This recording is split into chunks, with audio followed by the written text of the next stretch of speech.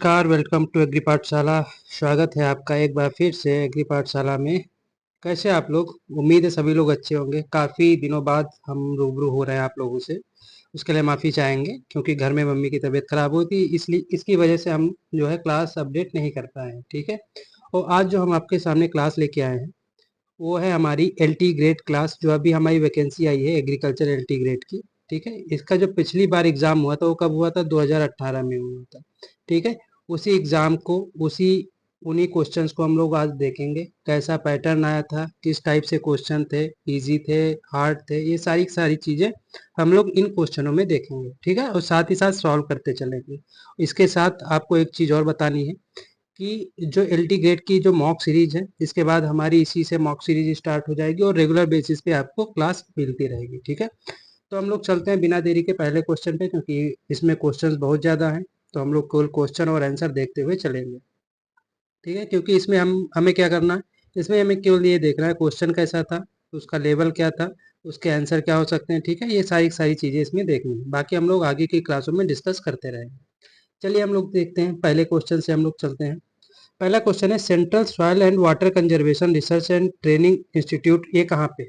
पुणे में है, जोधपुर में है, देहरादून में, पटना में। ये क्या कह रहा है?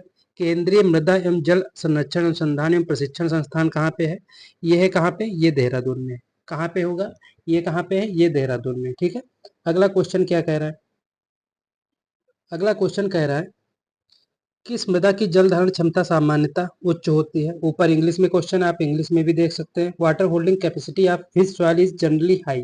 किस सॉइल की जो जल धारण क्षमता होती है वो सामान्य से हाई होती है? तो इसके आंसर की बात करें, इसका आंसर क्या हो जाएगा?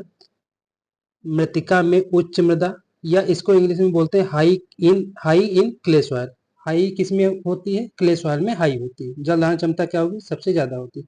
हाउ मैनी सॉइल ऑर्डर्स कितने होते हैं? 10 होंगे, 11 होंगे, 12 होंगे, 13 होंगे। तो कितने होते हैं? 12 होते हैं। सॉइल ऑर्डर कितने होते हैं? 12 होते हैं। ठीक है। अगला है CN ratio of micro organism, मतलब जो सूक्ष्म जीव होते हैं उनका कार्बन और नाइट्रोजन अनुपात क्या होता है? 80:1, 10:1, 20:1 या 8:1। तो इनका कितना होता है? इनका होता है 8:1। इनका क्या होगा? इनका होता है 8:1। ठीक है। अगला क्वेश्चन है हमारा क्वेश्चन नंबर 5। ये क्या कह रहा है? The result of soil testing for available nutrients and presented in how many qualitative levels?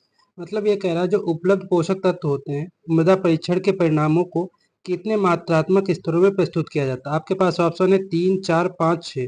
तो इसका राइट आंसर होगा 3। तीन कौन कौन से इसके लेवल होते हैं, मात्रात्मक या क्वालिटेटिव लेवल्स होते हैं? एक होता है निम्न, या जिसे हम लोग लो बोलते हैं। एक होता है मीडियम होता है। ठीक है। और एक होता है हाई। ये 3 इसके लेवल्स होते हैं। ठीक है। लो, मीडियम और हाई। ठीक है। उम्मीद है समझ में आ गया होगा। अगला क्वेश्चन है हमारा, according two sulphur content which order is correct? अगर सल्फर की बात करते हैं तो उसके अनुसार कौन सा ऑर्डर करेक्ट है? जिप्सम, पायराइट, जिप्सम होगा, उसके बाद पायराइट होगा, या सिंगल सुपर फास्फेट होगा? दूसरा ऑप्शन है pyrite, single super phosphate, gypsum. ठीक है। अगला ऑप्शन क्या है? अगला ऑप्शन है pyrite, gypsum, single super phosphate. और अगला उसके बाद ऑप्शन नंबर डी क्या कह रहा है? ऑप्शन नंबर डी है सिंगल सुपर फास्फेट, जिप्सम या पायराइट। ठीक है। तो अगर कंटेंट की बात करते हैं, सल्फर किसमें सबसे ज्यादा पाया जाता है, वो कौन सा ऑप्शन होगा आपका? तो इसका राइट आंसर की बात करें, इसका राइट आंसर होगा pyrite, gypsum and single super phosphate. क्या होगा? Pyrite, gypsum, single super phosphate right answer होगा। ठीक है। ये पैटर्न होता है सल्फर कंटेंट के आधार पे। विच of the following statement is true? कौन सा स्टेटमेंट इसमें सही है? ठीक है। मैग्नीज इज माइक्रोन्यूट्रिएंट, मैग्नीज है, माइक्रोन्यूट्रिएंट हो जाएगा। Boron is not micronutrient, zinc is not micronutrient, calcium is micronutrient. ठीक है। इसमें कौन सा विकल्प जो है आपका सही है? तो अगर राइट आंसर की बात करते हैं तो राइट आंसर क्या होगा? Manganese is micronutrient. मैग्नीज क्या है? माइक्रोन्यूट्रिएंट है। बोरान इज नॉट ना माइक्रो, बोरान भी माइक्रोन्यूट्रिएंट है, तो इसमें नॉट लगा तो ये गलत हो जाएगा। जिंक, ये इसमें भी नॉट लगाया, गलत हो जाएगा। कैल्शियम क्या होता है? ये मैक्रो होता है। कैल्शियम क्या होता है? मैक्रो होता है और सेकेंडरी न्यूट्रिएंट होता है। ठीक है। कैल्शियम कैसा होता है? माइक्रो सेकेंडरी न्यूट्रिएंट होता है। ठीक है। अगला क्वेश्चन क्या कह रहा है? क्वेश्चन नंबर 8 पे चलते हैं। क्वेश्चन नंबर 8 कह रहा है, which of the following statement is most appropriate regarding soil as plant growth medium? ठीक है। जो प्लांट ग्रोथ मीडियम होता है या माध्यम होता है, ठीक है, सॉइल का, उसके अनुसार कौन सा स्टेटमेंट इसमें सही है? या पौधों को केवल पोषक तत्व प्रदान करता है क्या सॉइल? या पौधों को केवल जल प्रदान करता है, या पौधों को केवल ऑक्सीजन प्रदान करता है, या पौधों को पोषक तत्व जल, ऑक्सीजन और यांत्रिक आधार प्रदान करता है। तो अगर राइट आंसर की बात करें, इसका राइट आंसर डी हो जाएगा। ठीक है, क्योंकि यह न्यूट्रिएंट भी देता है। सॉइल क्या करती है, सॉइल के अंदर न्यूट्रिएंट भी होते हैं, वाटर भी होता है, ऑक्सीजन भी, सारी चीजें प्रोवाइड करती है किसको, प्लांट को। ठीक है, जिससे उसकी ग्रोथ क्या होती है, बढ़ती है। अगला क्वेश्चन हमारा क्वेश्चन नंबर 9। ठीक है, क्वेश्चन नंबर 9 में कहा जाए विच of the following statement is true. कौन सा स्टेटमेंट सही है। Urea is applied for फोलियर application, मतलब अगर बात करें यूरिया का उपयोग पर्ण अनुप्रयोग विधि के आधार पर किया जा सकता है। सिंगल सुपर फास्फेट का प्रयोग पर्ण अनुप्रयोग विधि से किया जा सकता है। दोनों सही होंगे या दोनों गलत होंगे। ठीक है, तो अगर हम राइट आंसर की बात करते हैं, ठीक है, तो इसका राइट आंसर होगा ए। इसका राइट आंसर क्या हो जाए, ए। ठीक है, यूरिया को हम लोग फोलियर एप्लीकेशन के आधार पे दे सकते हैं, लेकिन जो सिंगल सुपर फास्फेट होता है, ठीक है, इसको फोलियर के आधार पे नहीं दे सकते हैं। ठीक है, पर्णित छिड़काव के रूप में नहीं दे सकते इसकी, इसीलिए इसका राइट आंसर ए हो जाएगा। अगला क्वेश्चन है question number 10। Which of the following statement is true. कौन सा स्टेटमेंट ऐसा है जो सही है। इसमें स्टेटमेंट पढ़ते हैं हम लोग। मृदा परीक्षण में कार्बनिक पदार्थ, प्राप्य पोटेशियम तथा प्राप्य फास्फोरस का विश्लेषण किया जा सकता है। दूसरा है मृदा परीक्षण में पीएच और विद्युत चालकता का विश्लेषण नहीं किया जा सकता। दोनों सही हैं या दोनों गलत हैं। तो अगर राइट आंसर की बात करते हैं तो इसका राइट आंसर होगा ए। इसका राइट आंसर क्या हो जाएगा, ए। मृदा परीक्षण में कार्बनिक पदार्थ, पोटेशियम और फास्फोरस का विश्लेषण किया जा सकता है, जो कि मृदा में उपस्थित रहती है, प्राप्य होती है। ठीक है, जो मृदा परीक्षण होता है इसमें जो है पीएच और विद्युत चालकता का विश्लेषण नहीं किया जा सकता। किसका, देखो पीएच का तो किया जा सकता है, ठीक है, इसका पीएच का तो किया जा सकता है, लेकिन विद्युत चालकता का नहीं किया जा सकता। तो इसलिए ये क्वेश्चन क्या हो गया, ये ऑप्शन क्या हो गया, गलत हो गया। ठीक है, तीसरा भी गलत हो जाएगा, चौथा तो हो ही जाएगा। तो इसकी एक कौन हमारा ऑप्शन बचता है, ऑप्शन नंबर ए सही हो जाएगा। ठीक है, अगला क्वेश्चन है क्वेश्चन नंबर 11। इसमें कह रहा है निम्नलिखित कथनों में से कौन सा सही है। ये जो हमारे कथन दिए गए हैं, ठीक है, जो ऑप्शन दिए गए इसमें कौन सा सही है। बेसिक स्लैग नाइट्रोजन उर्वरक है, बेसिक स्लैग फास्फोरस उर्वरक। तो बेसिक स्लैग कैसा है, फास्फोरस फास्फेटिक उर्वरक है या फास्फोरस वाला उर्वरक है। ठीक है, कैसा है, फास्फोरेटिक उर्वरक है। ऑप्शन नंबर 20 में सही हो जाएगा। अगला क्वेश्चन है which of the following statement is true. Blue green algae क्या है, बायो फर्टिलाइजर है, बिल्कुल सही है। Blue green algae organic matter है, ऑर्गेनिक मैन्योर है, गलत हो जाएगा। तो इसका राइट आंसर क्या हो जाएगा, इसका भी राइट आंसर क्या हो जाएगा, ए इसका राइट आंसर हो जाएगा। क्या हो जाएगा, ए इसका राइट आंसर हो जाएगा। क्वेश्चन नंबर 13 की बात करते हैं। विच of the following statement is true. कौन सा स्टेटमेंट सही है। जलोढ़ मृदाएं बुंदेलखंड में पाई जाती हैं, जलोढ़ मृदाएं पश्चिमी उत्तर प्रदेश में पाई जाती हैं, जलोढ़ मृदाएं बुंदेलखंड और पश्चिमी उत्तर प्रदेश में पाई जाती है। ए और बी दोनों सही है। तो अगर हम राइट आंसर की बात करते हैं, ठीक है, अगर राइट आंसर की बात करते हैं तो सी इसका राइट आंसर होगा। जलोढ़ मृदाएं बुंदेलखंड और पश्चिमी उत्तर प्रदेश में पाई जाती है, पश्चिमी उत्तर प्रदेश में पाई जाती है। ठीक है, इसका राइट आंसर क्या हो जाएगा, सी इसका राइट आंसर हो जाएगा। ठीक है, अगला क्वेश्चन क्या कह रहा है, क्वेश्चन नंबर 14। इसमें कह रहा है which of the following statement true. Gypsum is used for reclamation of acid soil, मतलब जो हमारी अम्लीय मृदा होती है उसको सुधारने के लिए जिप्सम का उपयोग करते हैं, या चूने का हम लोग उपयोग करते हैं हमारी अम्लीय मृदा को सुधारने के लिए। तो इसमें सभी को पता है, ठीक है, जो हमारी अम्लीय मृदा होती है उसको सुधारने के लिए किसका उपयोग करते हैं, चूने का उपयोग किया जाता है। इसीलिए इसका सही ऑप्शन क्या हो जाएगा, बी इसका सही ऑप्शन हो जाएगा। ठीक है, अगला क्वेश्चन है हमारा which of the following statement is true. NH4 two SO4 provide nitrogen to plant, ठीक है, या ये सल्फर प्रदान करता है, या फिर ये नाइट्रोजन और सल्फर दोनों प्रदान करता है, या ये कैल्शियम प्रदान करता है। तो अगर राइट आंसर की बात करें, ठीक है, अगर हम राइट आंसर की बात करते हैं तो इसका राइट आंसर हो जाएगा सी, जो NH4 टू SO4, ठीक, अमोनियम सल्फेट जो होता है नाइट्रोजन और सल्फर क्या करता है, दोनों प्रदान करता है। इसके लिए इसका राइट आंसर क्या हो जाएगा, इसका राइट आंसर सी हो जाएगा। ठीक है, 15 का राइट आंसर क्या हो जाएगा, 15 का राइट आंसर सी हो जाएगा। ठीक है, अगला क्वेश्चन नंबर 16 हम लोग देखते हैं। क्वेश्चन नंबर 16 कह रहा है निम्नलिखित कथनों में से कौन सा सत्य है। ठीक है, अब लोग हम लोग हिंदी में देखेंगे क्योंकि ज़्यादा मेजोरिटी हिंदी वाले लोगों की है, क्योंकि इसमें ज़्यादा हिंदी पैटर्न यूज होता है। ठीक है, तो हिंदी में हम लोग देखेंगे कौन सा कथन सत्य है। पोटेशियम नाइट्रेट पौधों को पोटेशियम देता है, पोटेशियम नाइट्रेट पौधों को पोटेशियम और नाइट्रोजन दोनों देता है, पोटेशियम नाइट्रेट पौधों को नाइट्रोजन देता है, पोटेशियम नाइट्रेट पौधों को गंधक या गंधक को क्या बोलते हैं, सल्फर देता है। ठीक है। जो पोटेशियम नाइट्रेट होता है, ठीक है, वो पौधों को क्या देता है? पोटेशियम नाइट्रेट पौधों को नाइट्रेट देता है और पोटेशियम देता है। और नाइट्रेट में हमें क्या देगा? नाइट्रोजन। तो नाइट्रोजन और पोटेशियम दोनों देता है कौन? Potassium nitrate. ठीक है। अगला बात करते हैं, विच of the following statement is true? कौन सा इसमें कथन सत्य है? नाइट्रोजन की कमी से पौधों की पत्तियां पीली हो जाती हैं, बिल्कुल सही है।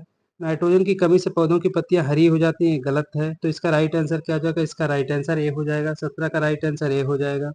Which of the following statement, कौन सा स्टेटमेंट सही है? फिर से स्टेटमेंट वाला क्वेश्चन है, तो यानी कि ये जो पैटर्न है जो 2018 में, इसमें स्टेटमेंट वाले क्वेश्चन बहुत सारे आए थे। ठीक है, लगातार आते ही जा रहा है।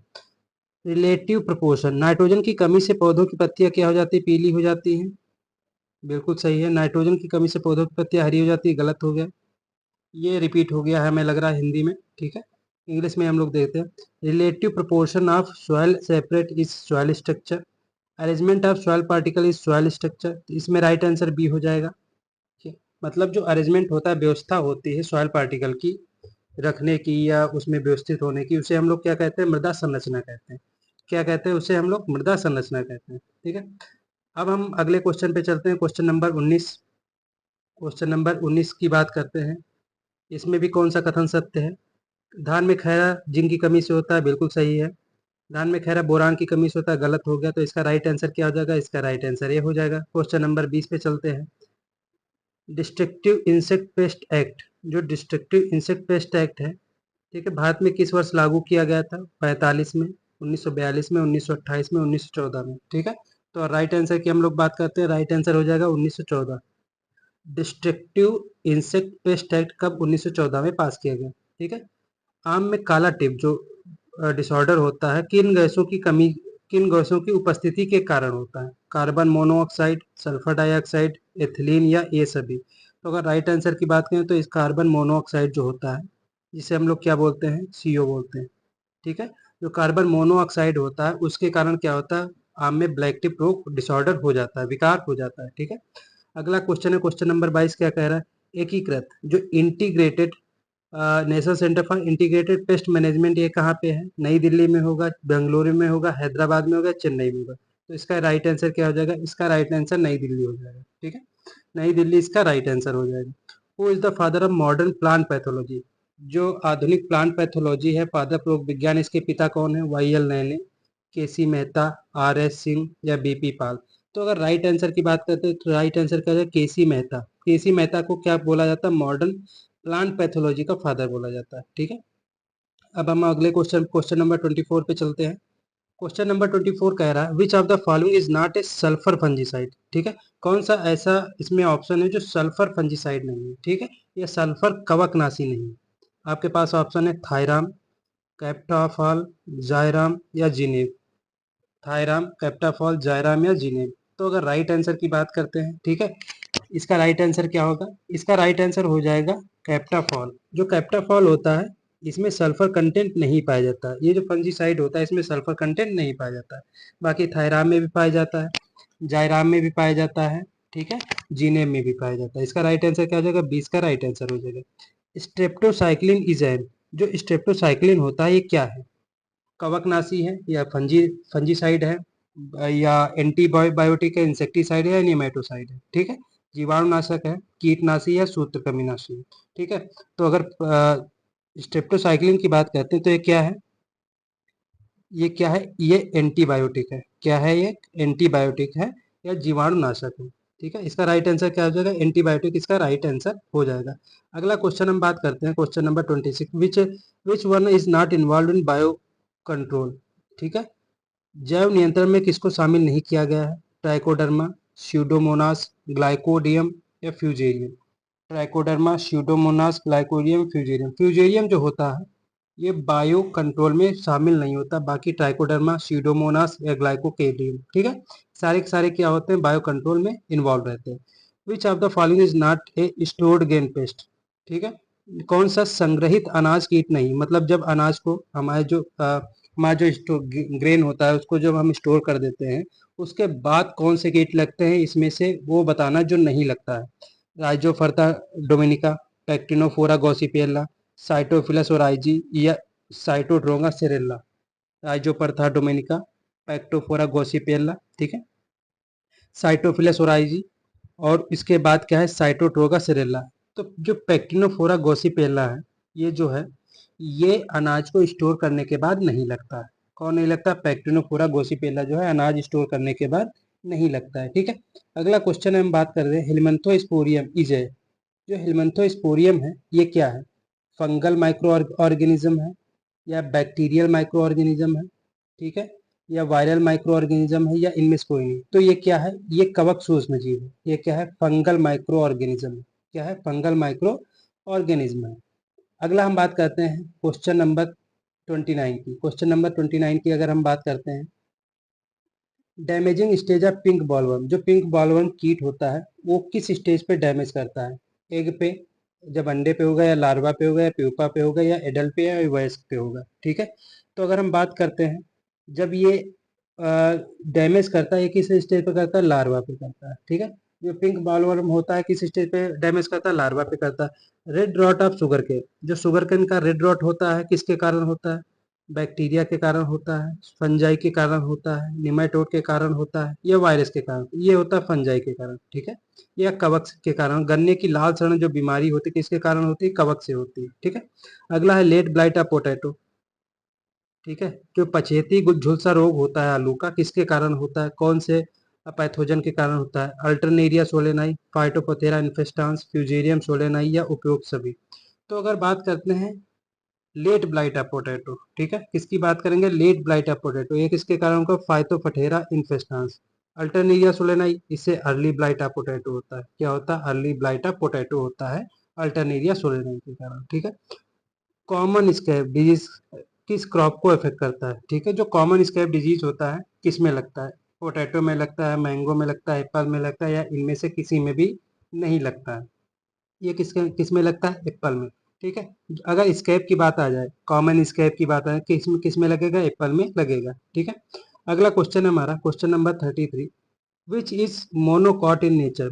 जो मोनोकॉट नेचर होता है, या एक बीजपत्री, इसमें जो प्रकृति होती है किसकी होती है? आम की होती है, नींबू की होती है, केला की होती है, या पपीता की होती है, ठीक है। अगर हम मोनोकॉट की बात करते हैं, आम होगा, नींबू होगा, केला होगा, या पपीता होगा। तो अगर राइट आंसर की बात करें तो राइट आंसर क्या होगा? बनाना, ठीक है। जो हमारा बनाना प्लांट होता है वो कैसा होता है? वो मोनोकॉट होता है। कैसा होता है? मोनोकॉट होता है, या हिंदी में इसे क्या बोलते हैं?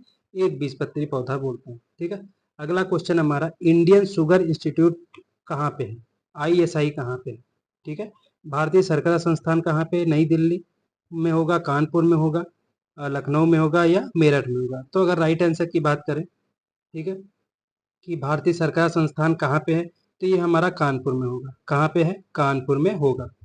कहाँ पे होगा? कानपुर में होगा, ठीक है। अगला क्वेश्चन है क्वेश्चन नंबर 35। इसमें हम लोग देखते हैं कुछ मिलान करने वाले क्वेश्चन है, उनको भी देखेंगे।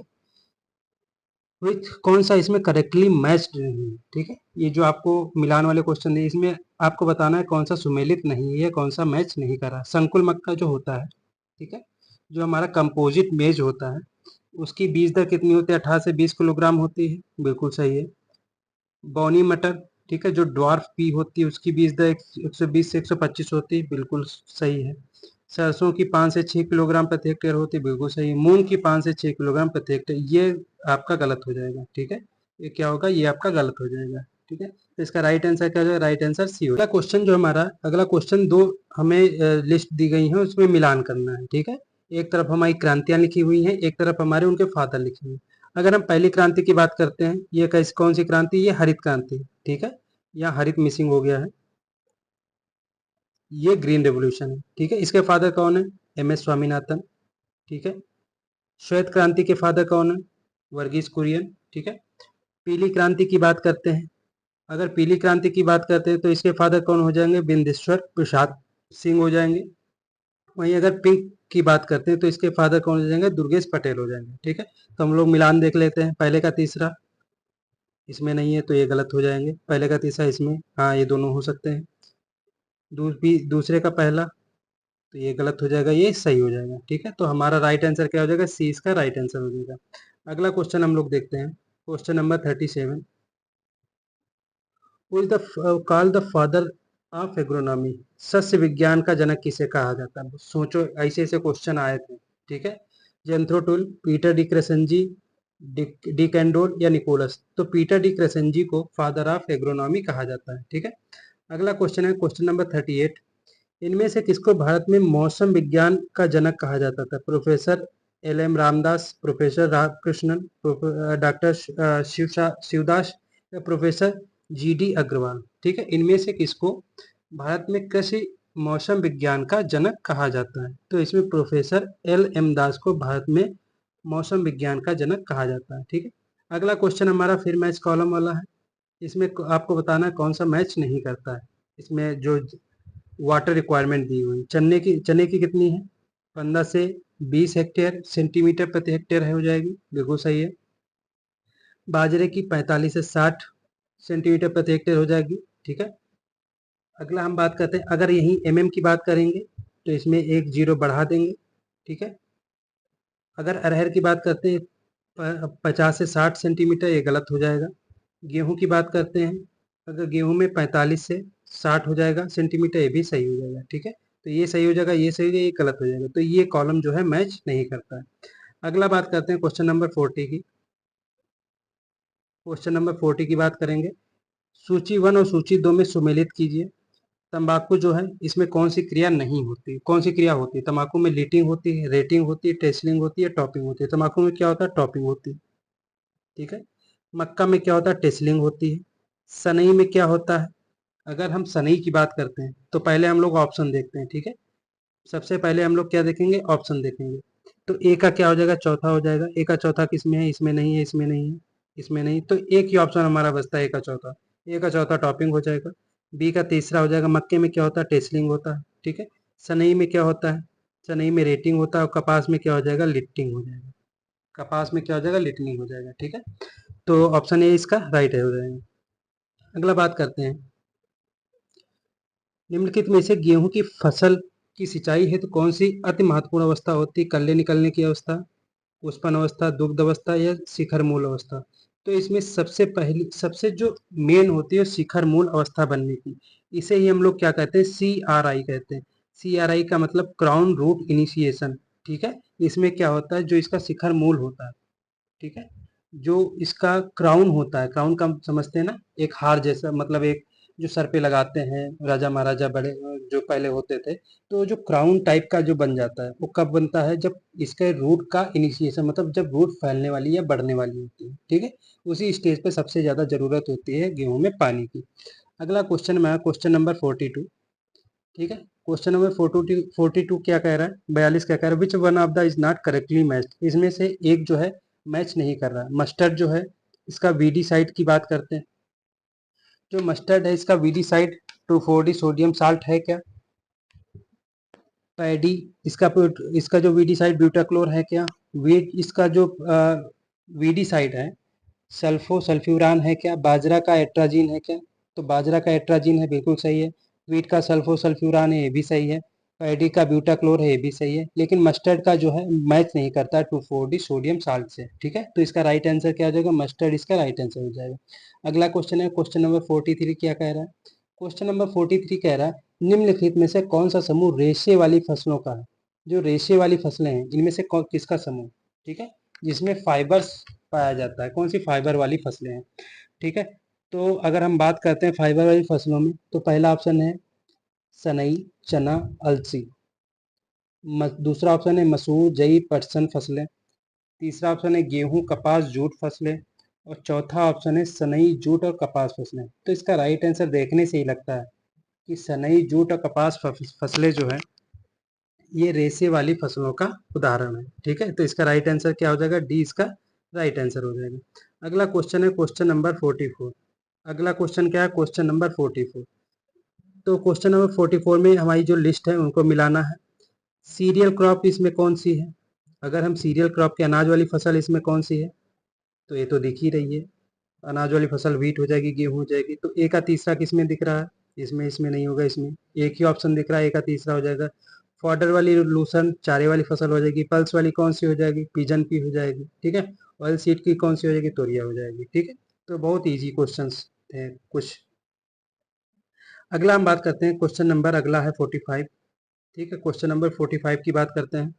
इसमें से हमको मिलाना है कौन सी वैरायटी ऐसी है जो इसमें मैच नहीं करती। ठीक है, मटर की वैरायटी जय होती है, अरहर की वैरायटी क्या बहार होती है, मसूर की वैरायटी के गौरव होती है, गेहूं की वैरायटी के शताब्दी होती है। इसमें से ऐसी कौन सी वैरायटी है जो मैच नहीं करती है? तो अगर बात करते हैं मटर की जय बिल्कुल होती है, अरहर बहार ये भी होती है, मसूर गौरव ये भी होती है, लेकिन गेहूं की जो शताब्दी वैरायटी होती है मैच नहीं करती। तो इसका राइट आंसर क्या हो जाएगा? इसका राइट आंसर हो जाएगा गेहूं। ठीक है, गेहूं जो है अपनी वैरायटी से मैच नहीं कर रहा है। ठीक है, अगले क्वेश्चन की बात करते हैं, क्वेश्चन नंबर 46 या 46 की बात करते हैं। भारतीय चारागाह में चारा अनुसंधान संस्थान कहाँ पे है? ये कहाँ पे है? ये झांसी में। ये कहाँ पे है? ये झांसी में है। भारत के किस प्रदेश में सोयाबीन की फसल का क्षेत्रफल और उत्पादन सबसे ज्यादा है? कहाँ पे होगा? मध्य प्रदेश में होगा। इसका राइट आंसर क्या हो जाएगा? इसका राइट आंसर मध्य प्रदेश में हो जाएगा। ठीक है, अगला क्वेश्चन है, पिछली फसल की कटाई के पूर्व उसी खेत में अगली फसल की बुआई करना क्या कहलाता है? सह फसली या इंटरक्रॉपिंग कहलाती है, मिक्स्ड क्रॉपिंग कहलाती है, रिले क्रॉपिंग कहलाती है, या इनमें से कोई नहीं? तो इसे कहते हैं अविराम खेती, या इंग्लिश में कहते हैं इसे रिले क्रॉपिंग। ठीक है, रिले क्रॉपिंग क्या होता है? मान लो ये हमारी फसल लगी है, ठीक है, ये हमारी, तो इसको हम काटने के पहले ही दूसरी फसल इसमें उगा देते हैं। हार्वेस्टिंग के करने के पहले दूसरी फसल इसमें बो देते हैं, उसे हम लोग क्या कहते हैं? रिले क्रॉपिंग कहते हैं। ठीक है, अगला क्वेश्चन जो है हमारा, sprinkler method of irrigation is most suitable for. जो स्प्रिंकलर मेथड होता है, स्प्रिंकलर का मतलब होता है जो बौछाई सिंचाई होती है, ठीक है, वो किसके लिए सबसे अच्छी मानी जाती है? अंडुलेटिंग सॉइल मतलब जो ऊबड़ खाबड़ मृदा होती है, वेल लेवल सॉइल मतलब जब बिल्कुल समान सतह होती है, हैवी सॉइल भारी मिट्टी के लिए, या इनमें से किसी के लिए?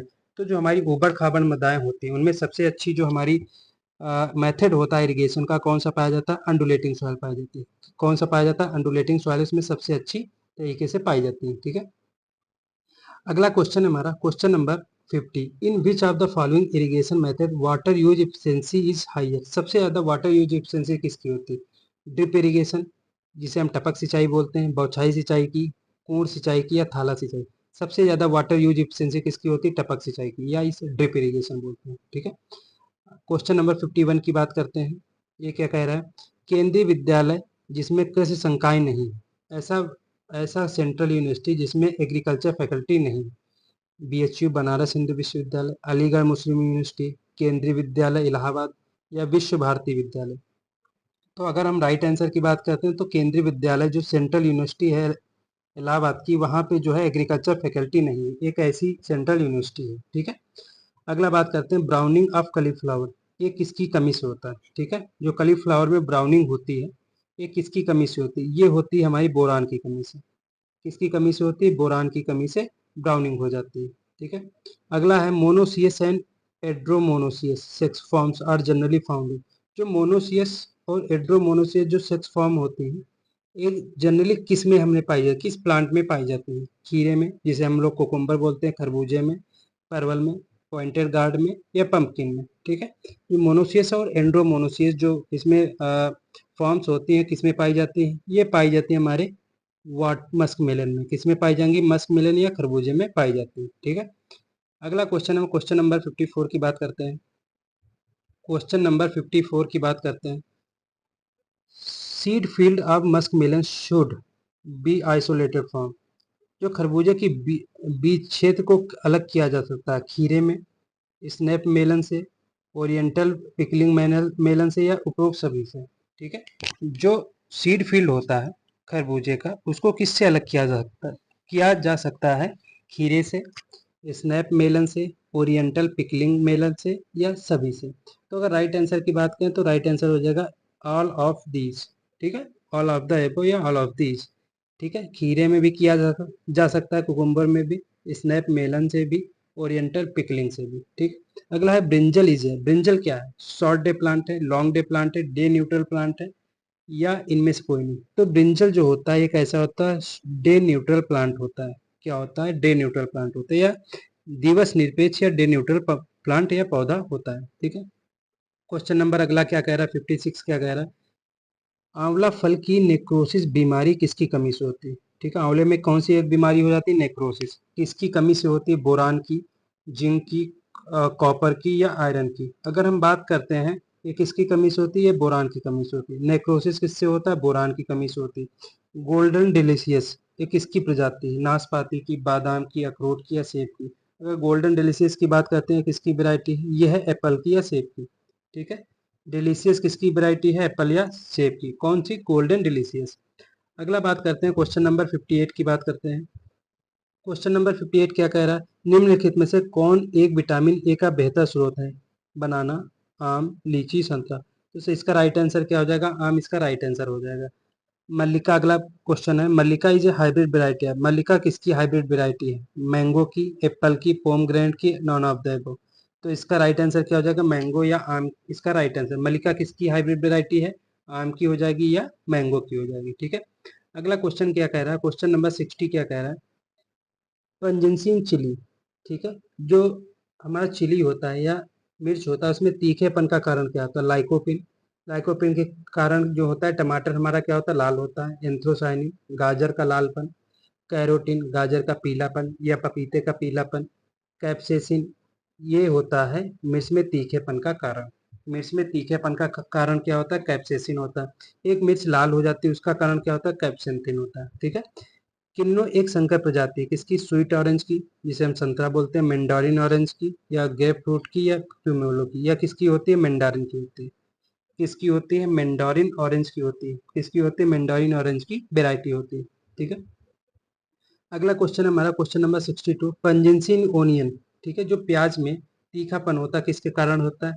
जो प्याज में तीखापन होता है वो होता है एलाइल प्रोपाइल डाइसल्फाइड के कारण, या डाई एलाइल सल्फाइड के कारण, या आइसोथायोसाइनेट के कारण, या कैप्सेसिन के कारण। ठीक है, तो इसका राइट आंसर क्या हो जाएगा? इसका राइट आंसर हो जाएगा एलाइल प्रोपाइल डाइसल्फाइड के कारण। इसके कारण हो जाएगा एलाइल प्रोपाइल डाइसल्फाइड के कारण।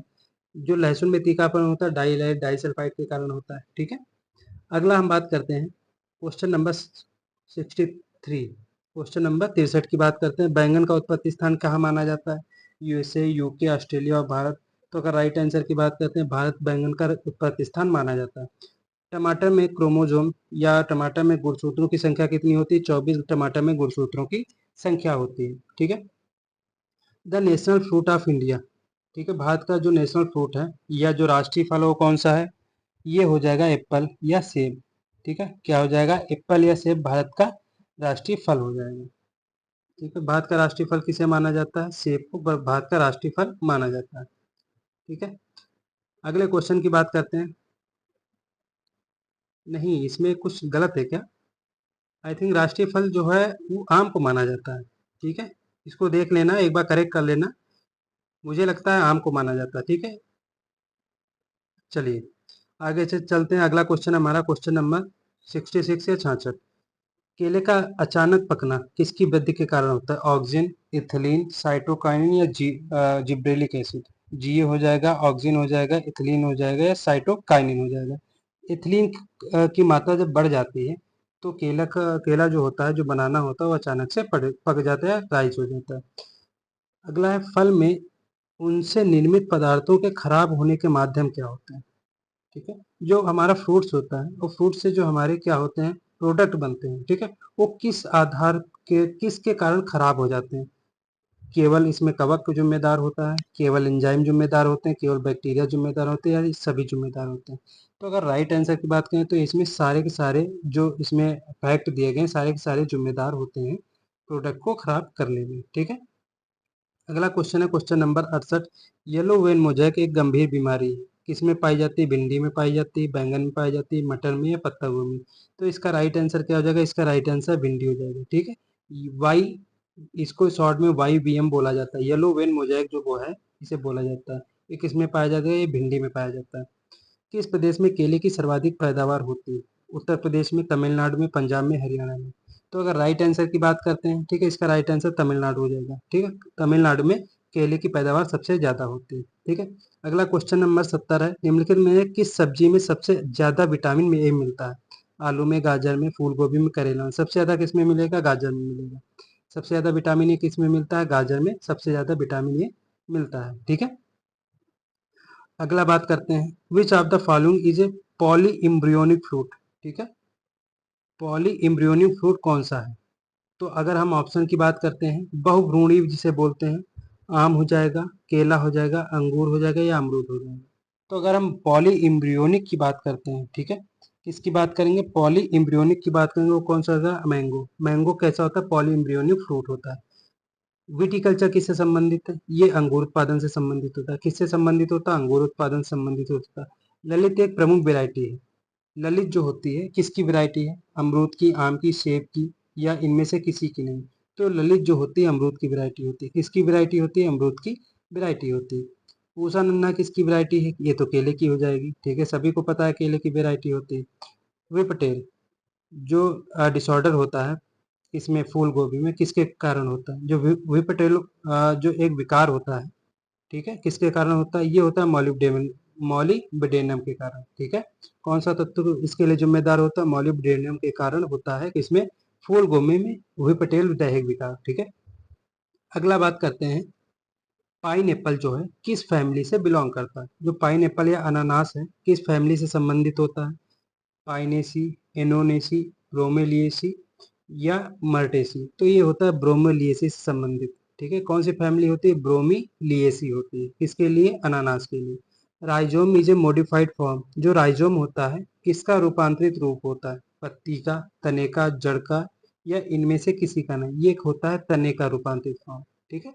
राइजोम किसका रूपांतरित फॉर्म होता है, तने का रूपांतरित फॉर्म होता है, ठीक है। अगला क्वेश्चन हम बात करेंगे, क्वेश्चन नंबर 78 78 की। निम्नलिखित में से किस में विटामिन सी का सर्वोत्तम स्रोत क्या है, आम, अमरूद, नींबू, आंवला। तो सबसे अच्छा जो स्रोत माना जाता है, ठीक है, नींबू भी माना जाता है, आंवला भी माना जाता है, लेकिन इसमें सबसे ज्यादा किसमें पाई जाती है, सबसे ज्यादा जो विटामिन सी है वो पाई जाती है सबसे ज्यादा आंवला में। किसमें पाई जाएगी, आंवला में। आंवला से भी ज्यादा किसमें, बारबडोस चेरी में पाई जाती है, ठीक है। अगला बात करते हैं, विच of the following pair is not correctly matched, मतलब इनमें से कौन सा ऐसा है जो सुमेलित नहीं है। एनजे बेबीलो, उद्गम केंद्र, ग्रेगर जॉन मेंडल, गैमेटो की शुद्धता, ह्यूगो डी ब्रिज, संकरोज, ओ एच ग्रेंकल। कौन है, ओ एच ग्रेंकल, ठीक। इन्हें क्या बोलते हैं, पादप अनुवांशिक संसाधन, ठीक है। इन्होंने क्या दिया था, पादप अनुवांशिकी संसाधन या प्लांट जेनेटिक रिसोर्सेस, ठीक है। तो अगर हम बात करते हैं इसका राइट आंसर क्या होगा, जो जो इसमें पेयर जो है मैच नहीं कर रहा, ठीक है।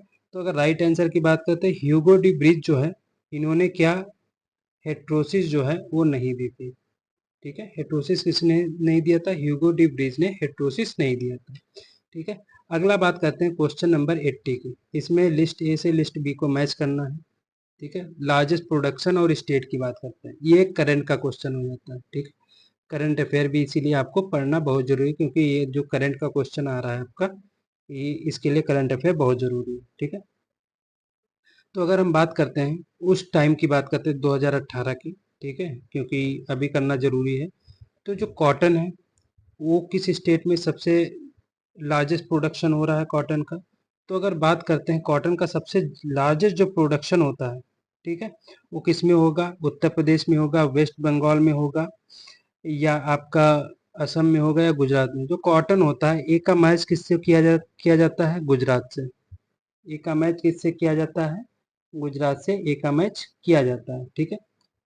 तो ए का 4 किस में हो जाएगा, बी और डी तो ऐसे खत्म हो जाएंगे, ए का 4 और बी का 4, ठीक है। ए का 4 ए में भी मिल रहा है, ए का 4 सी में भी मिल रहा है, तो ये तो ऑप्शन दोनों अभी एक्टिव हैं।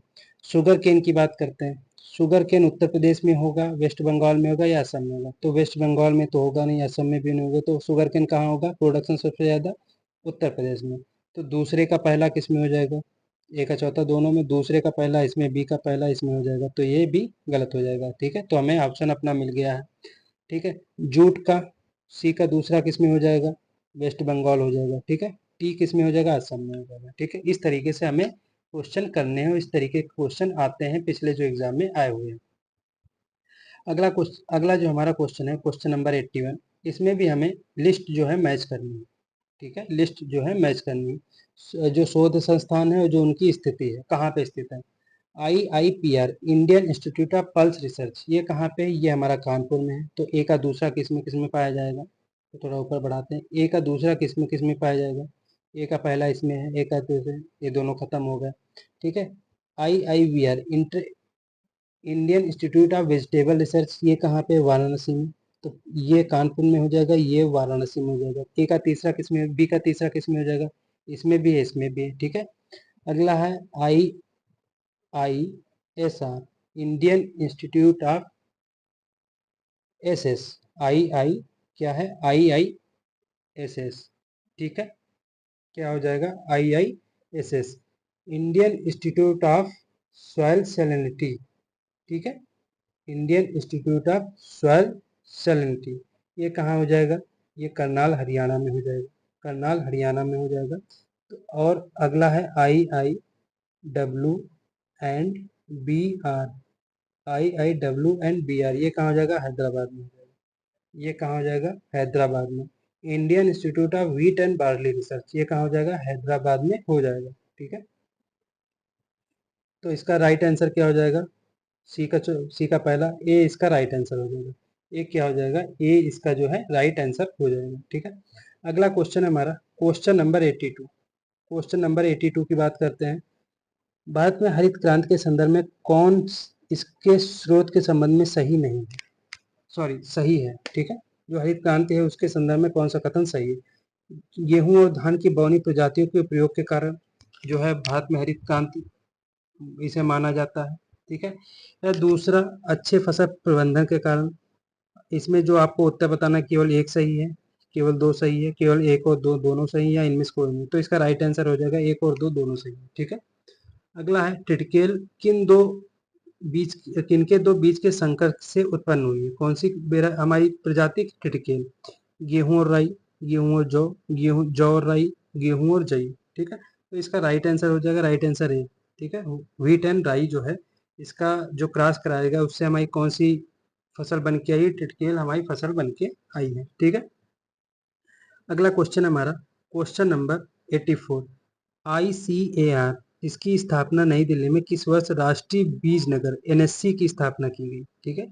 जो ICR है उसके अंडर जो NSC आता है, नेशनल सीड कारपोरेशन, उसकी स्थापना कब की गई? 1961, 1963, 1965, 1968। इसका राइट आंसर क्या हो जाएगा? इसका राइट आंसर हो जाएगा 1963 में नेशनल सीड कारपोरेशन या राष्ट्रीय बीज निगम की स्थापना की गई, ठीक है। अगला क्वेश्चन है पादप प्रजनक द्वारा विकसित किसी प्रजाति के मौलिक बीज को क्या कहते हैं, ठीक है।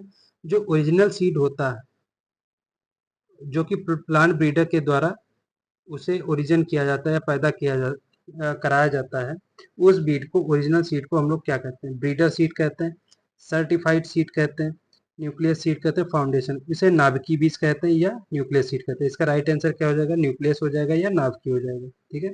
अगला क्वेश्चन है क्वेश्चन नंबर 86। ये क्या कह रहा है? भारत निम्नलिखित में से कौन सा जैव तकनीक का उत्पाद है? BT cotton, golden rice, flavour saver टमाटर, या उपयुक्त सभी, ठीक है। जो कि बायोटेक्नोलॉजी का एक उत्पाद है। बीटी कॉटन हो गया, गोल्डन राइस हो गया, फ्लेवर, तो इसमें से उपरोक्त सभी हो जाएगा क्योंकि सारे के सारे जो है बायोटेक्नोलॉजी के मेथड से ही बनाए गए, ठीक है।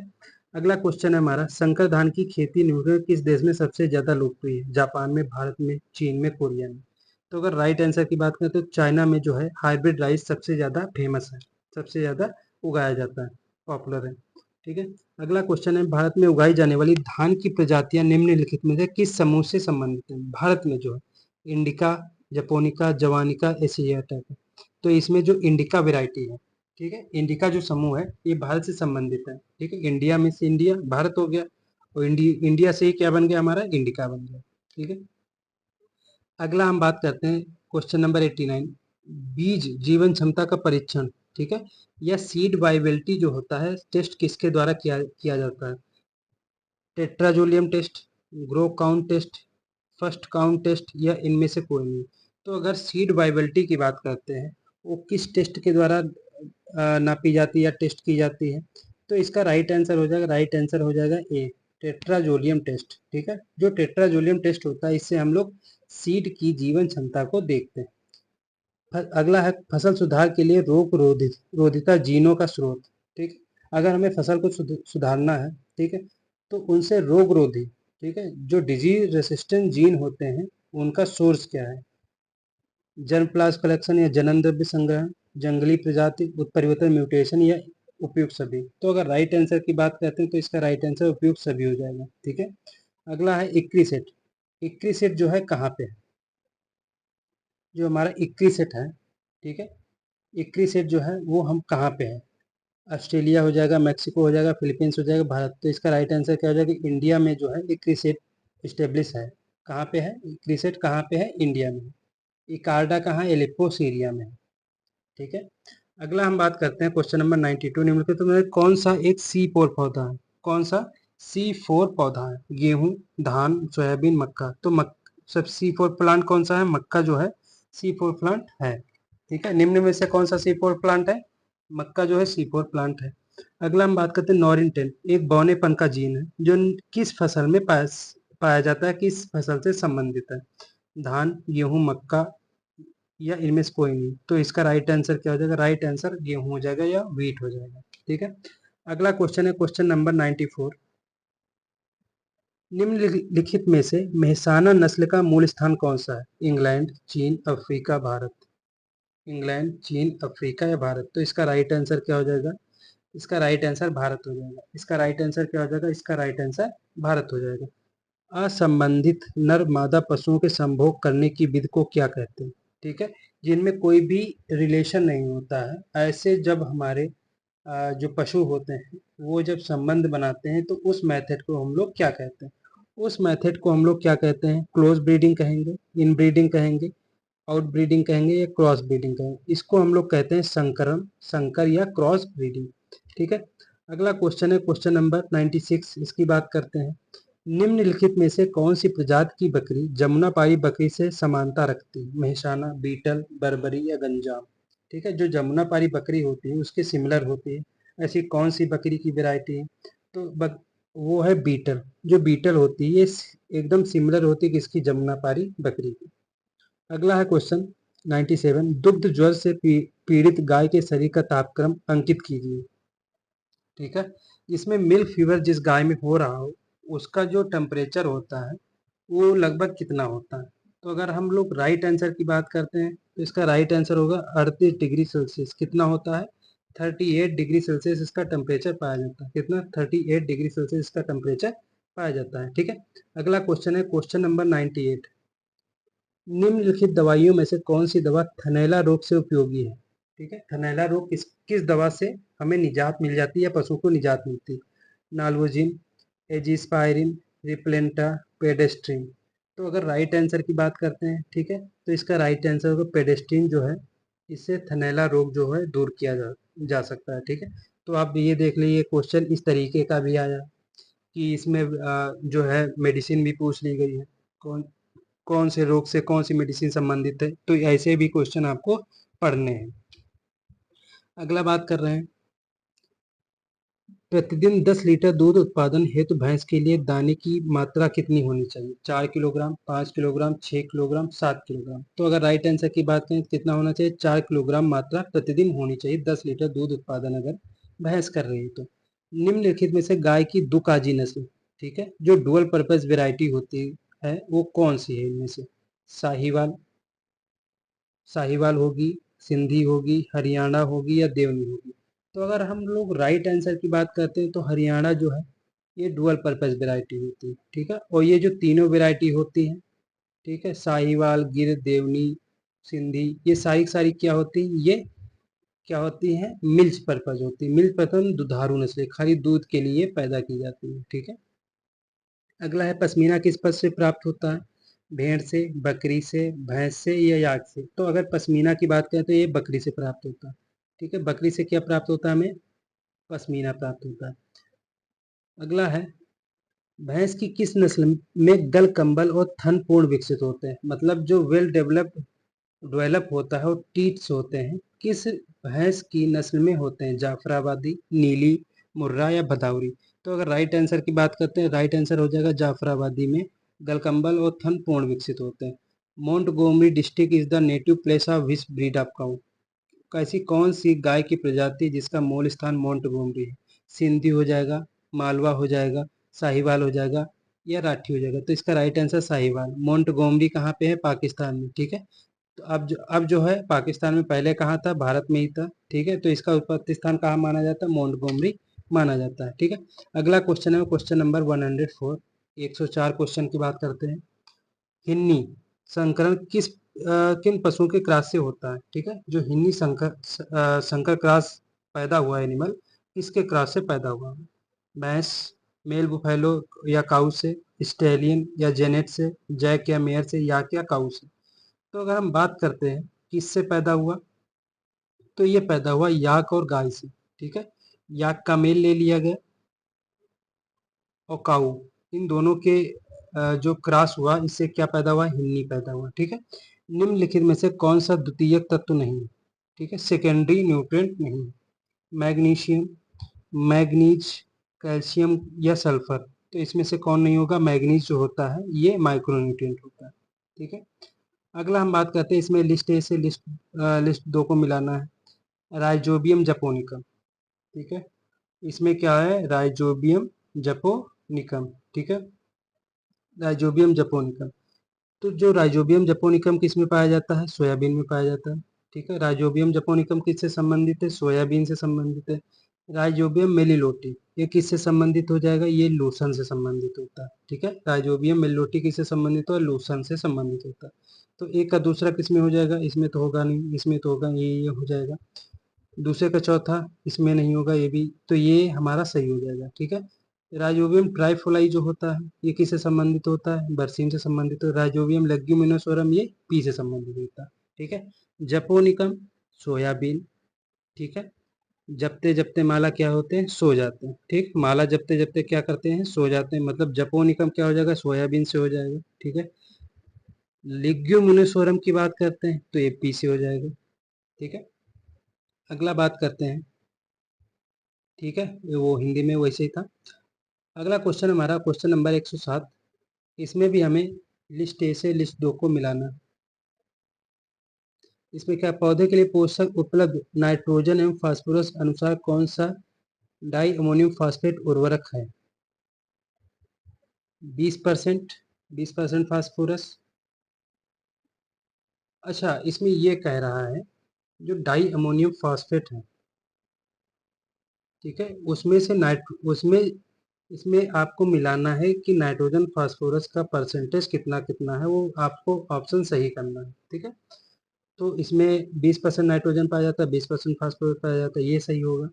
या 18% नाइट्रोजन 46% फास्फोरस हो पाएगा, ये 26% नाइट्रोजन 58% फास्फोरस होता है, या 12% नाइट्रोजन 32% फास्फोरस। तो इसका राइट आंसर ये हो जाएगा।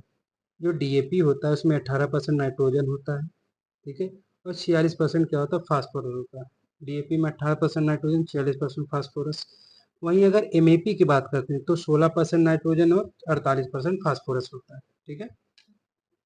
अगला बात करते हैं क्वेश्चन नंबर 108, इसमें क्या कह रहा है, मृदा सूक्ष्मजीव जो विनाइट्रीकरण के लिए जिम्मेदार है, Nitrobacter species, bacillus species, Pseudomonas species या पैराफॉक्स स्पीसीज, ठीक है। तो जो नाइट्रोबैक्टर स्पीसीज होते हैं वो विनाइट्रीकरण के लिए जिम्मेदार नहीं होते हैं, ठीक है, विनाइट्रिफिकेशन के लिए जिम्मेदार नहीं होते हैं। अगला है क्वेश्चन नंबर 109, वायुमंडल में गैस की तुलना में मृदा वायु में किस गैस की सांद्रता बहुत अधिक होती है, ठीक है, मतलब जो कंसंट्रेशन होता है वायुमंडलीय जो गैसेस होती हैं और जो सॉइल वाली गैसेस होती हैं उनमें किसका सबसे ज़्यादा कंसंट्रेशन पाया जाता है, नाइट्रोजन का, ऑक्सीजन का, कार्बन डाइऑक्साइड का, या इनमें से किसी का नहीं। तो इसका राइट आंसर हो जाएगा CO2। कार्बन डाइऑक्साइड का जो कंसंट्रेशन है सबसे ज़्यादा किसमें पाया जाता है, सॉइल में पाया जाता है। निम्नलिखित में से कौन सा मृदा निर्माणक कारक नहीं, ठीक है, जो सॉइल फॉर्मेशन नहीं करता, ऑक्सीडेशन, कार्बोनीकरण, ह्यूमिफिकेशन या विलयन, ठीक है। विलयन हो जाएगा, ह्यूमिफिकेशन हो जाएगा, तो इसका राइट आंसर डी हो जाएगा। इसका राइट आंसर क्या हो जाएगा, इसका राइट आंसर डी हो जाएगा, ठीक है। विलयन तो होता है सोल्यूशन है, ठीक है। अगला है हमारा क्वेश्चन नंबर 111, तिलहनी खली जिसमें नाइट्रोजन पोषक तत्व की अधिकतम प्रतिशत मात्रा होती है वो किसकी होती है, वो मूंगफली की हो जाएगी, किसकी हो जाएगी, वो मूंगफली की हो जाएगी। सबसे ज्यादा पोषक तत्वों की मात्रा किसमें पाई जाएगी, किसकी खली में पाई जाती है, मूंगफली की खली में पाई जाती है, ठीक है। किसकी खली में पाई जाएगी, मूंगफली की खली में। अगला है किस पोषक तत्व के न्यूनता लक्षण पौधों की पुरानी पत्तियों पर दिखाई नहीं देते हैं, ठीक है, मतलब जो डिफिशियंसी होती है किस पोषक तत्व की, तो पुरानी पत्तियों पे दिखाई नहीं देती। नाइट्रोजन की दिखाई देती है, ठीक है। फास्फोरस की क्या होती है, फास्फोरस की भी दिखाई देती है, पोटास की भी दिखाई देती है, तो एनपीके की दिखाई देती है, एनपीके, ठीक है। देखो पुरानी पत्तियों पे एनपीके और एमजी और एमओ, ठीक है, मैग्नीशियम मॉलिब्डेनम, इन 5 पोषक तत्वों की जो जो डिफिशियंसी है पुरानी पत्तियों पे दिखाई देती है, ठीक है। सल्फर की जो है पुरानी पत्तियों पे डिफिशियंसी दिखाई नहीं देती। अगला क्वेश्चन है हमारा, इसका राइट आंसर क्या हो जाएगा, सल्फर इसका राइट आंसर हो जाएगा। अगला क्वेश्चन हमारा, निम्नलिखित कथनों में से कौन सा सत्य है, कौन सा सही है। मृदा निर्माण एक कारक है जलवायु, ठीक है। मृदा निर्माणक जो सॉइल फॉर्मेशन होता है उसका एक जलवायु कारक है, सही है बिल्कुल। मृदा निर्माण का कारक पैतृक पदार्थ है, मृदा निर्माण का कारक जीवमंडल है, मृदा निर्माण का कारक जलवायु, पैतृक पदार्थ, जीवमंडल, स्थलाकृत, ये सभी है। तो इसका राइट आंसर क्या हो जाएगा, राइट आंसर डी हो जाएगा, ठीक है। इसका राइट आंसर क्या हो जाएगा, इसका राइट आंसर डी हो जाएगा। अगला क्वेश्चन है हमारा, इसका राइट आंसर क्या हो जाएगा, इसका राइट आंसर डी हो जाएगा, ठीक है। अगला क्वेश्चन है क्वेश्चन नंबर 114। इसमें कह रहा है ह्यूमस में औसत संगठन के अनुसार पोषक तत्व किस क्रम में पाए जाते हैं, मतलब सबसे ज्यादा कौन सी चीज पाई जाती है, उसके बाद कौन सी चीज, उसके बाद कौन सी। तो आपको ऑप्शन मैं बता रहा हूँ, आपको एक बार ट्राई करिएगा बताने के लिए। नाइट्रोजन ऑक्सीजन कार्बन का इस तरीके से रेशियो होता है, कार्बन ऑक्सीजन नाइट्रोजन का रेशियो होता है, या आपका ऑक्सीजन नाइट्रोजन कार्बन का रेशियो होता है, या आपका नाइट्रोजन कार्बन ऑक्सीजन का रेशियो होता है। तो सबसे ज़्यादा जो ह्यूमस होता है उसमें कार्बन पाई जाती है, उसके बाद नाइट्रो ऑक्सीजन पाई, उसके बाद नाइट्रोजन पाई जाती है, ठीक है। तो इसका राइट आंसर बी हो जाएगा, बी इसका राइट आंसर हो जाएगा, ठीक है। अगला क्वेश्चन है हमारा क्वेश्चन नंबर 115, 115 नंबर क्वेश्चन की बात करते हैं। इसमें कह रहा है निम्नलिखित कथनों में से कौन सा सर्वाधिक उपयुक्त है। मृदा क्षरण वर्षा से प्रभावित होती है, बिल्कुल सही है। मृदा क्षरण मृदा कड़ाकार से प्रभावित होती है, मृदा क्षरण वर्षा और मृदा कड़ाकार दोनों से प्रभावित होती है, या मृदा क्षरण वर्षा मृदा कड़ाकार से प्रभावित नहीं होती है, ठीक है। तो इसका राइट आंसर क्या हो जाएगा, इसका राइट आंसर सी हो जाएगा, ठीक है। इसका राइट आंसर क्या हो जाएगा, इसका राइट आंसर सी हो जाएगा, ठीक है। जो हमारा मृदा क्षरण या सॉइल इरोजन जो होता है वो किससे इफेक्ट करता है, रेनफॉल से भी करता है और सॉइल टेक्सचर से भी करता है, इससे सॉइल टेक्सचर से भी करता है। क्वेश्चन नंबर 116 की बात करते हैं। निम्नलिखित में कौन सा सत्य है, क्षारीय मृदा का विनिमय सोडियम 15% से अधिक होता है, ठीक है। मतलब सोडियम परसेंटेज जो होता है, एक्सचेंजेबल सोडियम परसेंटेज या ईएसपी जिसे बोलते हैं, जो एल्कलाइन सॉइल होती है 15 से ज्यादा होता है, या जो एल्कलाइन सॉइल होते हैं इनमें 15 से कम होता है, दोनों सही हैं या दोनों गलत हैं। तो अगर राइट आंसर की बात करते हैं तो इसका राइट आंसर ये हो जाएगा, 15 से ज़्यादा होता है, ठीक है। अगर हम बात करते हैं एल्कलाइन सॉइल की तो 15 से ज़्यादा होता है, सैलाइन सॉइल की बात करते हैं तो कितना होता है, 15 से कम होता है। अगला बात करते हैं क्वेश्चन नंबर 117। जैव उर्वरक जो पौधों को फास्फोरस पोषण में सहायता करता है, azotobacter, vesicular arbuscular mycorrhiza, azospirillum rhizobium. तो अगर बात करते हैं वैम, वेस्कुलर एल्बेस्कुलर माइकोराइजा, ये जो होता है ये फास्फोरस पोषक तत्व की कमी को पूरा करता है, बायो फर्टिलाइजर जो प्लांट में होते हैं, ठीक है। अगला बात करते हैं क्वेश्चन नंबर 118 की। कौन हरी खाद की फसल नहीं है, ढैंचा, सनई, लोबिया, अरहर। अरहर जो होती है हरी खाद की फसल नहीं होती है। निम्नलिखित में से कौन सुमेलित नहीं है, एरिडीसॉल मरुस्थलीय मृदा, बिल्कुल सही है। अल्टीसॉल लेटराइट मृदा, ऑक्सीसॉल बॉग मृदा, एंडीसॉल ज्वालामुखी, ज्वालामुखी वाली सही है, ठीक है। अगर हम बात करते हैं, सॉरी, अल्टीसॉल जो लेटराइट वाली मृदा बिल्कुल सही है, जिसे रेड सॉइल भी बोला जाता है। ऑक्सीसॉल जो है भांग मृदा होती है, ठीक है, क्या होती है, भांग मृदा होती है, ये भी सही है। एंडीसॉल जो होती है ये ज्वालामुखी वाली नहीं होती, ज्वालामुखी वाली होती है एंटीसॉल्स, क्या होती है, एंटीसॉल्स जो होती है वो ज्वालामुखी से बनी मृदा होती है, ठीक है, एंडीसॉल्स नहीं होती। अगला बात करते हैं, इसमें मैच, एक लिस्ट से दूसरी लिस्ट को मैच करना है, ठीक है। इसमें कहा जा रहा है जो सॉइल रिएक्शन होता है, हिंदी में भी हम लोग देखेंगे, जो मृदा अवक्रिया होती है उसको किससे मिलाएंगे, लवणी मृदा से मिलाएंगे, सिंचाई जल का गुणधर्म या जिसे इरिगेशन वाटर क्वालिटी बोलते हैं उससे मिलाएंगे, ठीक है। या हम बात करेंगे कि जो हमारा SAR क्या होता है, SAR जिसे क्या बोलते हैं, sodium active reaction, sodium active reaction, ठीक है। सोलर एक्टिव रेडिएशन क्या बोलते हैं, सोलर एक्टिव रेडिएशन बोलते हैं इसे, क्या बोलेंगे, सोलर एक्टिव रेडिएशन सार बोलते हैं, ठीक है। ये लाभकारी तत्व होगा या पीएच होगा, स्वैर गुणधर्म से मिलाएंगे या लवणीय मृदा से मिलाएंगे, ठीक है। तो इसको आपको बताना, फिर मैं अभी आपको बता रहा हूँ कि कौन कौन से कॉलम इसके सही रहेंगे, कौन कौन से कॉलम इसके गलत रहेंगे।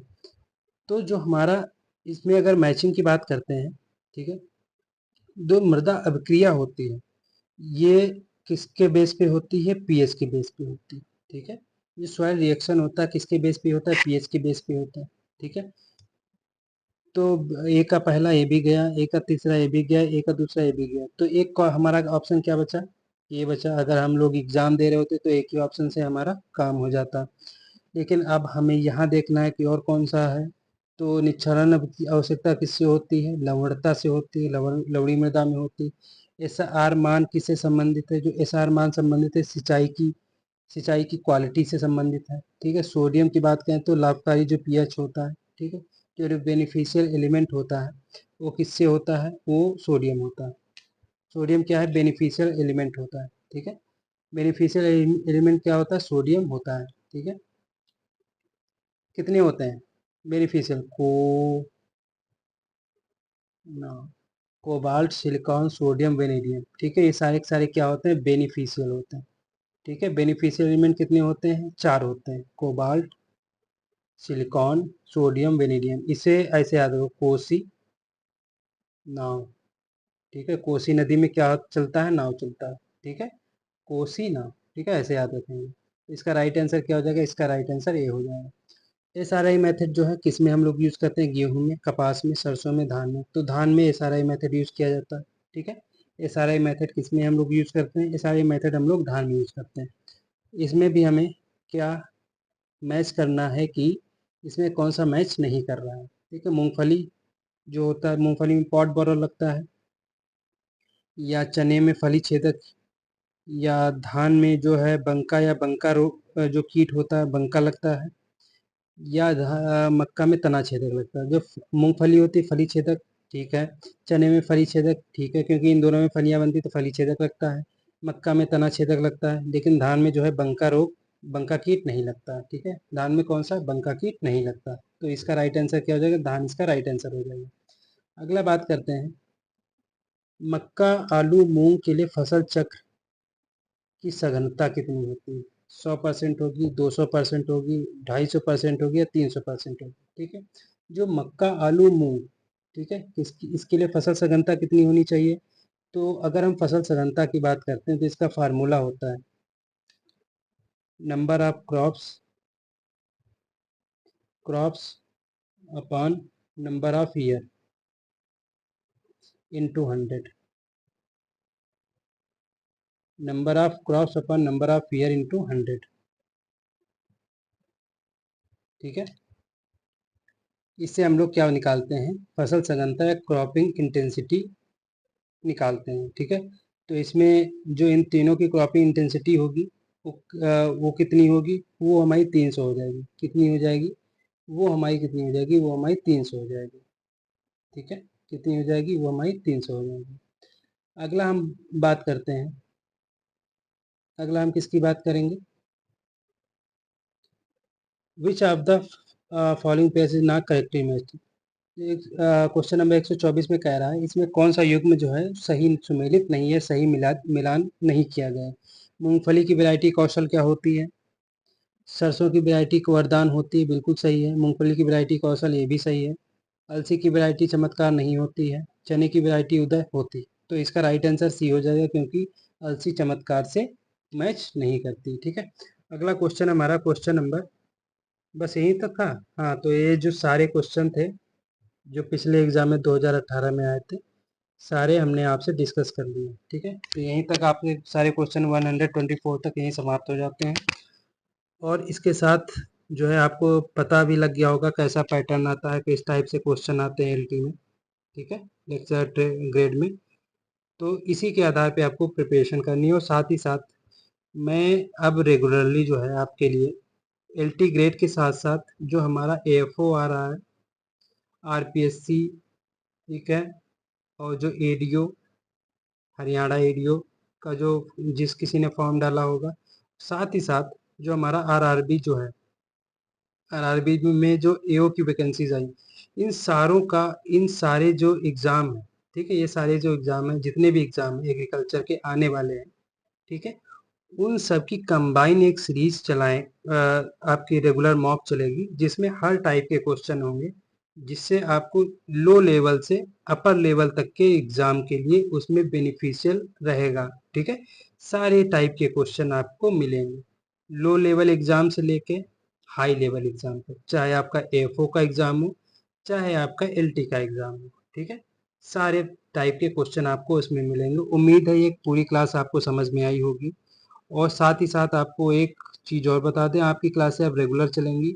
अभी बीच में जो हमारा गैप हो गया उसके लिए माफ़ी चाहेंगे, मैंने आपको रीज़न बता दिया है। ठीक है, उम्मीद करेंगे आपकी जो जितनी भी क्लासें हैं, जितनी भी नोट्स हैं, जितने भी टॉपिक आपको कवर कराया जा सकते, सारे के सारे कवर करा देंगे। ठीक है, उसकी आप टेंशन मत लीजिए।